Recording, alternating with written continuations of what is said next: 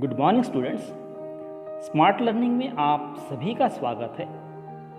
दोस्तों, आज हम अध्ययन करने वाले हैं नए प्रश्न, नए विचार। और इस अध्याय में हम चर्चा करते हैं अनगा निकली सैर पर। यह हमारे अध्याय के शुरुआत में ही दिया गया है। अनगा एक विद्यार्थिनी है। आज पहली बार अपने विद्यालय की ओर से सैर पर जा रही थी। वह उसका शैक्षणिक टूर था, पिकनिक थी। और इसके लिए उसने देर रात पुणे, जो महाराष्ट्र से वाराणसी उत्तर प्रदेश की ट्रेन पकड़ी। और स्टेशन पर अनगा को छोड़ने आई उसकी माँ ने अध्यापिका से कहा, टीचर से कहा कि बच्चों को बुद्ध के बारे में बताने के साथ साथ उन्हें सारनाथ दिखाने भी ले जाइएगा। तो इस प्रकार से अनगा के माँ ने टीचर को बताया था। अभी हम देख रहे हैं कि गौतम बुद्ध कौन थे और सारनाथ का उससे क्या संबंध है। तो यहाँ हम समझने की कोशिश करते हैं दो महापुरुषों की। एक है गौतम बुद्ध और दूसरे है वर्धमान महावीर। क्योंकि इन महापुरुषों ने जिस समय लोगों में एक अविश्वास फैला हुआ था, डर फैला हुआ था, लोगों को कोई मार्गदर्शन करने के लिए नहीं थे, उस वक्त ऐसे महापुरुषों का उदय हुआ था। और इसीलिए हमको इन दो महापुरुषों की सोच, उनकी शिक्षा, उनके सिद्धांत, इनके बारे में हम चर्चा करने वाले हैं। आइए देखते हैं।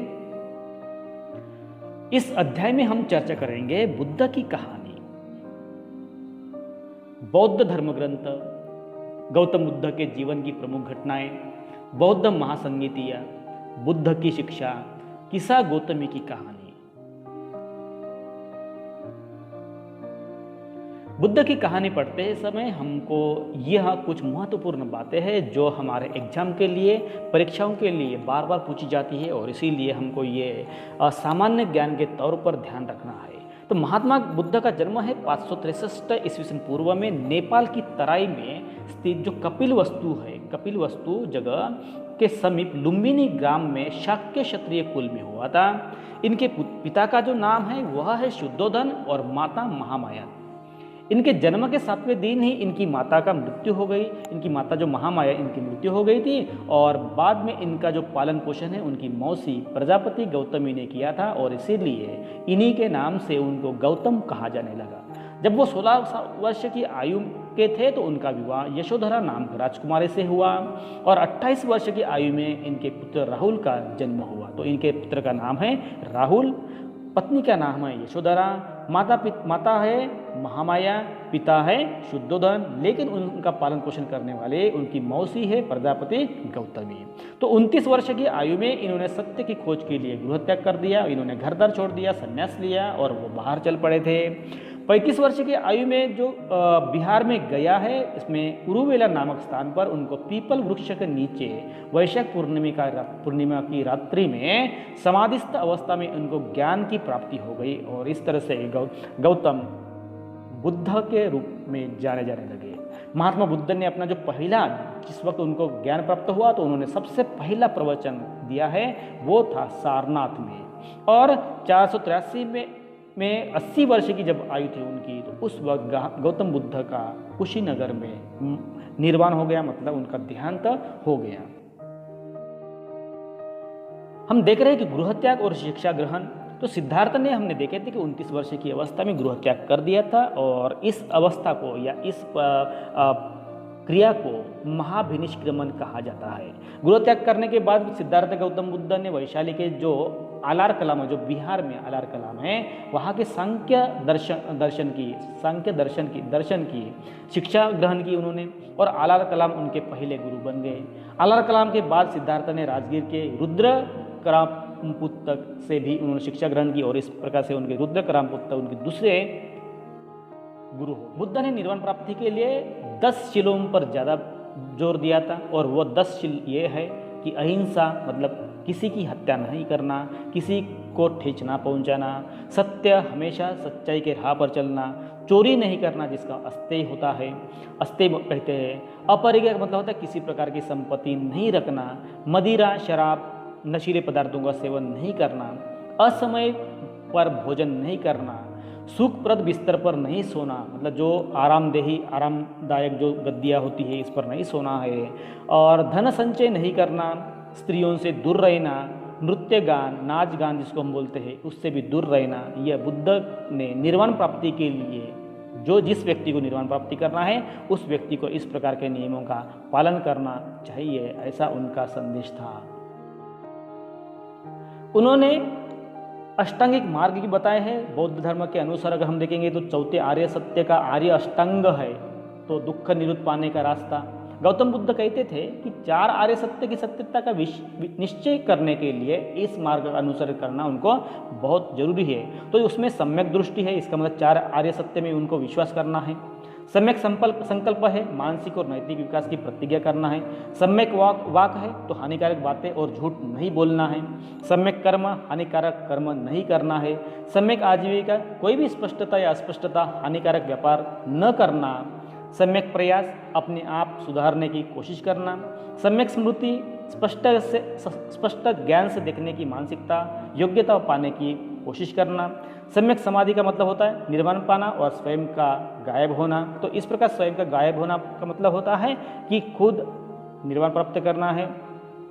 कुछ लोग आर्य अष्टांग मार्ग को पथ की तरह समझते हैं जिसमें आगे बढ़ने के लिए पिछले के स्तर की पाना आवश्यक है, और लोगों को लगता है कि इस मार्ग के स्तर सब साथ साथ पाए जाते हैं। मार्गों को 3 हिस्सों में उन्होंने वर्गीकृत किया है, जैसे कि प्रज्ञा, शील और समाधि। तो ये उनके 3 मार्ग है। बौद्ध धर्म ग्रंथ कौन कौन से? क्योंकि गौतम बुद्ध ने जो शिक्षा दी है उस शिक्षा का संकलन इन कुछ ग्रंथों में किया गया है। तो आरंभिक बौद्ध ग्रंथ जो होते थे वो पाली भाषा में होते थे, आरंभिक पाली भाषा में होते थे, और खद्दक निकाय में जातक कथाओं का वर्णन किया गया है जो बुद्ध के पूर्व जीवन से संबंधित होते हैं। क्योंकि जातक कथाओं में हमने बुद्ध के जीवन से पहले कुछ पूर्व जीवन के संबंध में कहानियां पढ़ते हैं। और बौद्ध ग्रंथों में 3 त्रिपिटक सर्वाधिक महत्वपूर्ण होते हैं। तो त्रिपिटक का मतलब होता है कि एक विशिष्ट ग्रंथ नहीं होता है, तो उसमें 3 ग्रंथ सम्मिलित है, जैसे कि विनय पिटक, सुत्त पिटक और अभिधम्म पिटक। इन तीनों को मिलाकर कहते हैं त्रिपिटक। तो ये त्रिपिटक बौद्ध धर्म ग्रंथ के पवित्र धर्म ग्रंथ माने जाते हैं। गौतम बुद्ध के जीवन की कुछ प्रमुख घटनाएं होती है। तो हमने देखे थे कि गौतम बुद्ध ने गृह त्याग किया गया था, उसको हम बोलते हैं महाभिनिष्क्रमण। और उन्होंने जब ज्ञान की प्राप्ति की है उस घटना को बोलते हैं संबोधि। तो इसीलिए हम बोलते हैं कि संबोधि गौतम बुद्ध भी वो कहते हैं। और उन्होंने जो प्रथम उपदेश दिया है उस घटना को कहते हैं धर्मचक्र प्रवर्तन। और उनका जब देहांत हो गया तो उसको बोलते हैं महापरिनिर्वाण। तो यहाँ हम देख रहे हैं कि जो उनको सबसे पहले उन्होंने उपदेश दिया है वो दिया था सारनाथ दिया था, यहाँ आप नक्शे में देख सकते हैं। उनका महापरिनिर्वाण हो गया था वो कुशीनगर भी हम यहाँ देख सकते हैं। उनका जन्म हो गया है कि ये लुम्बिनी है। तो इस प्रकार से उनकी कुछ जीवन की प्रमुख घटनाएं इस नक्शे के माध्यम से भी हम समझ सकते हैं। गौतम बुद्ध के ज्ञान और उसकी शिक्षा का प्रचार करने के लिए अलग अलग नियम बनाने के लिए भी कुछ अधिवेशन हो गए थे, उसको बौद्ध महासंगीतिया कहा जाता है। तो इसमें हमको जैसे कि संगीति, तो जो कुल संगीति है वो 4 है, और वो समय बताया गया यहाँ हमको। तो ये हम समझते हैं संगीतिया समय, स्थल, शासक और संगीति अध्यक्ष।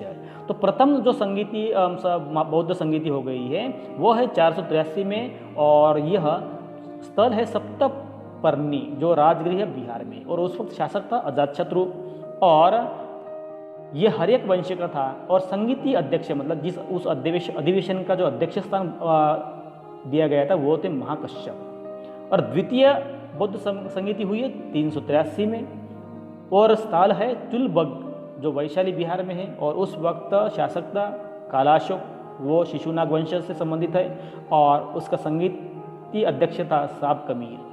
तृतीय बौद्ध संगीति हो गई है 250 में, 50 ईस्वी सन पूर्व पाटलिपुत्र में जो मगध की राजधानी थी, और उस वक्त सम्राट अशोक शासक थे, मौर्य वंश से संबंधित थे, और संगीति अध्यक्ष थे मोगली पुत्र तिस्स। और चतुर्थ बौद्ध संगीति थी वो 72 ईस्वी सन में हुई थी, और वो कुंडलवन जो कश्मीर में है, ठीक है। और उस वक्त जो शासक थे कनिष्क थे, जो कुषाण वंश से संबंधित थे, और संगीत के अध्यक्ष थे वसुमित्र। और इसी चतुर्थ बौद्ध संगीति में ही बौद्ध धर्म में हीनयान और महायान में विभक्त हो गया। तो इस प्रकार से बौद्ध धर्म में दो पंथ होते हैं, हीनयान और महायान। तो ये चतुर्थ बौद्ध संगीति में इसमें विभाजन हो गया था। बुद्ध की कहानी की हम बात कर रहे हैं यहाँ। तो बौद्ध धर्म के जो संस्थापक है सिद्धार्थ को गौतम के नाम से भी जाना जाता है, हम ये देख चुके हैं। और उनका जन्म लगभग 2500 वर्ष पूर्व हुआ था, और इस समय लोगों के जीवन में तेजी से परिवर्तन आ रहे थे। तो ये तेजी से परिवर्तन देखिए कैसे कैसे महाजन पदों के राजा इस समय बहुत शक्तिशाली हो गए थे। हजारों सालों के बाद फिर से वे नगर उभर रहे थे, मतलब नए नए नगरों का विकास हो रहा था। गांव के जीवन में भी बदलाव आ रहा था, और बहुत से विचारक जो थे इन परिवर्तनों को समझने का भी प्रयास कर रहे थे, और वे जानना चाहते थे और जानने की कोशिश करते थे कि वे जीवन के सच्चे अर्थ को भी वो जानना चाहते थे। बुद्ध की कहानी से हम यह देख रहे हैं कि बुद्ध क्षत्रिय थे, और तथा शक्य नामक एक छोटे से गण से उनका संबंध होता था। और युवावस्था में ही वह ज्ञान की खोज में उन्होंने घर के सुखों को उन्होंने छोड़ दिया था, क्योंकि वो राजकुमार थे, फिर भी उन्होंने इतने सारे सुखों को त्याग किया था। अनेक वर्षों तक वो भ्रमण करते रहे थे, और उन अन्य विचारों से उन्होंने मिलकर चर्चा भी करते रहे। और बाद में उनको ज्ञान प्राप्ति की लिए उन्होंने स्वयं ही रास्ता ढूंढने का निश्चय किया, और इसके लिए उन्होंने बोध गया, जो बिहार में एक पीपल के नीचे कई दिनों तक तपस्या की, और अंततः उन्हें ज्ञान प्राप्त हुआ। इसके बाद वे बुद्ध के रूप में जाने लगे।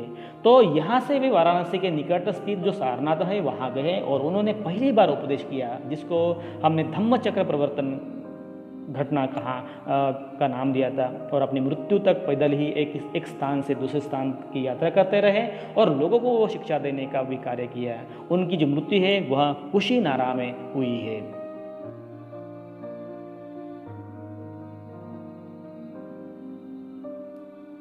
बुद्ध की शिक्षा हम याद देख रहे हैं कि उनका कहना था कि जीवन जो है कष्टों और दुखों से भरा हुआ है, और ऐसी हमारी इच्छा और ऐसी जो चीज़ होती है या दुख होते हैं हमको मिलते हैं, यह हमारी इच्छा और लालसा के कारण होता है।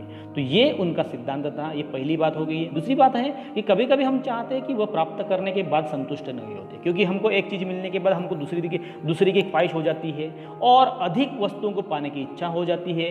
और इसके लिए गौतम बुद्ध ने इसको लिप्सा या तृष्णा कहा है। तीसरी बात है, बुद्ध ने शिक्षा दी कि आत्मसंयम अपनाकर हम ऐसी लालसा में मुक्ति पा सकते हैं कि अगर हम खुद को कंट्रोल करते हैं, खुद पर काबू कर लेते हैं, तो हम ऐसी लालसा से मुक्त हो सकते हैं। चौथी बात उन्होंने बताया कि उन्होंने लोगों को दयालु होने तथा मनुष्यों के साथ साथ जानवरों के जीवन का भी आदर करने के लिए कहा था। और वे मानते थे कि हमारे जो कर्म होते हैं, कर्मों के परिणाम चाहे वे अच्छे हो या बुरे, हमारे वर्तमान जीवन के साथ साथ बाद के जीवन को भी प्रभावित करते। इसका मतलब उनका पुनर्जन्म पर विश्वास था। बुद्ध ने अपनी शिक्षा सामान्य लोगों की प्राकृत भाषा में दी थी, क्योंकि उस वक्त ब्राह्मण लोगों ने संस्कृत भाषा अपनाई थी, लेकिन आम लोगों की जो भाषा थी वो प्राकृत थी। और इसीलिए गौतम बुद्ध ने अपना उपदेश लोगों तक पहुंचाने के लिए लोगों की जो आम भाषा थी, प्राकृत भाषा, इसमें ही उन्होंने अपना उपदेश दिया। इससे सामान्य लोग भी उनके संदेश को समझ सकते थे, और इस प्रकार से अनुयायी बनने के लिए वो तत्पर होते थे या आकर्षित हो जाते थे। बुद्ध ने यह भी कहा कि लोग केवल इसलिए उनके उपदेश को स्वीकार नहीं करें कि यह उनका उपदेश है, बल्कि वे उसे अपने विवेक से मापे, मतलब कि उनको सही क्या लगता है, गलत क्या लगता है, इसी के आधार पर वह उनके उपदेश का पालन करें। उनका कहना था कि विश्व दुखों से भरा है का यह जो सिद्धांत है बुद्ध ने उपनिषद से लिया था, और बौद्ध संघ में प्रविष्ट होने को उपसंपदा कहा गया। बौद्ध धर्म के 3 रत्न है, बुद्ध, धम्म और संघ। और चतुर्थ बौद्ध संगीति के पश्चात बौद्ध धर्म 2 भागों में विभाजित हो गया था। यह हमने देख चुके, जो हीनयान और महायान उनको नाम दिया गया है। हम यहाँ देख रहे हैं कि गौतम बुद्ध से संबंधित एक कहानी जो किस्सा गौतमी की कहानी के नाम से जानी जाती है, यह बुद्ध के विषय में एक प्रसिद्ध कहानी है। और एक समय की बात है कि जब किस्सा गौतमी नामक एक स्त्री का पुत्र मर गया था, और इस बात से वह इतनी दुखी हुई कि वह अपने बच्चों को गोद में लिए नगर की सड़कों पर घूम कर लोगों से प्रार्थना करती थी कि कोई तो उसके पुत्र को जीवित कर दे, उसको जीवन वापस ला कर दे। और एक भला व्यक्ति उसे कहता है कि वह उसको गौतम बुद्ध के पास लेकर जाएंगे, वो उस पर कुछ ना कुछ सॉल्यूशन निकालेंगे, हल निकालेंगे। और जब वो उनके पास पहुंचे तो बुद्ध ने कहा कि हाँ ठीक है, मैं आपके बच्चे को जीवित तो कर लूँगा, लेकिन मुझे एक मुट्ठी सरसों के बीज ला कर दो, मैं तुम्हारे पुत्र को जीवित कर दूंगा। और साथ साथ में उन्होंने एक शर्त भी रखी है कि वह ये बीज होते हैं एक ऐसे घर से मांग कर लाना है जहाँ किसी की भी मृत्यु नहीं हुई है अभी तक, तो ऐसे घर से वो बीज ला कर देना है। किस्सा गौतमी वो अभी गांव जाती है, हर घर हर दरवाजे पर जाती है और उनसे पूछती है कि वो सरसों के बीज दे। और वो ये भी पूछती है कि क्या आपके घर में कोई मरे हुए हैं या नहीं, मतलब इसके पहले किसी की मृत्यु हो गई है। तो जब वो पूछती है तो हर घर में किसी न किसी की मृत्यु हो गई थी। और जब वो घर में पूछती है तो किसी के माता पिता, बहन, भाई, पति, पत्नी, बच्चे, चाचा, चाची, दादा या दादी, किसी न किसी मृत्यु हो गई थी। तब किस्सा गौतमी को समझ में आ गया है कि मृत्यु यह चीज़ अनिवार्य है, किसी न किसी दिन मृत्यु तो आनी ही है। तो इस प्रकार से वह अपनी जिद्द छोड़ दी थी। दोस्तों, हम यहाँ गौतम बुद्ध से संबंधित, बौद्ध धर्म से संबंधित कुछ बातों पर चर्चा की है, उस धर्म को समझने की कोशिश की है। इस प्रकार से हमने इस अध्याय का पहला भाग यहाँ समाप्त करते हैं और इसी अध्याय के कुछ और भाग है जो हम अगले